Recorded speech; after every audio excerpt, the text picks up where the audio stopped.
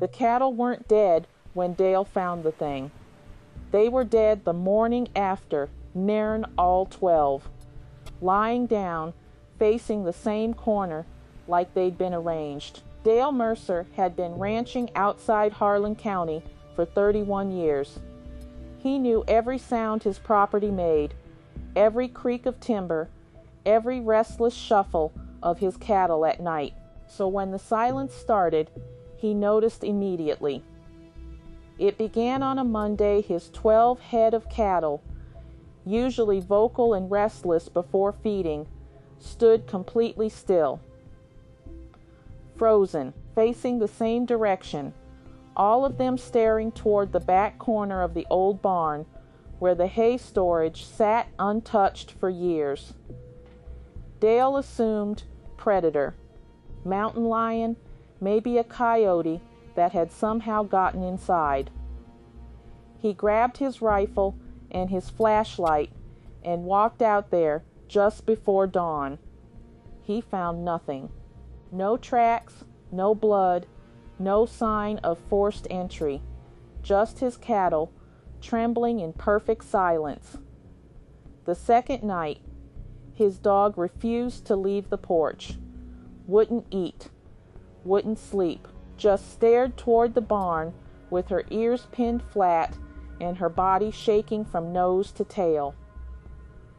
Dale called his neighbor Roy on the third morning, told him something felt wrong. Roy laughed it off, told him to check his fencing, but Dale had already checked everything twice.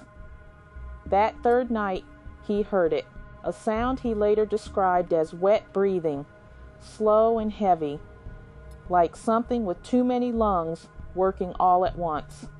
It came from directly above the hay storage area, from the upper loft where nothing should have been.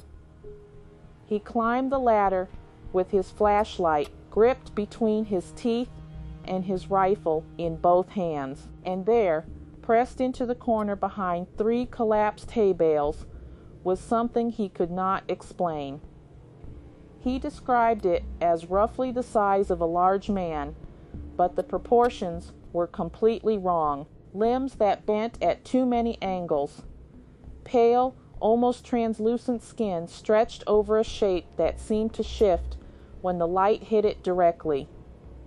Eyes that didn't reflect the flashlight beam, just absorbed it. It didn't move when he found it. It simply watched him.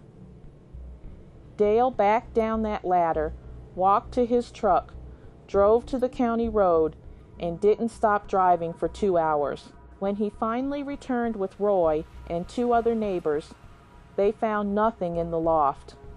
No creature, no impressions in the hay, no evidence anything had ever been there.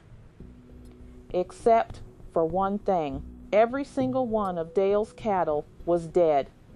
Not injured, not attacked in any visible way, just dead, all of them lying down, facing that same back corner.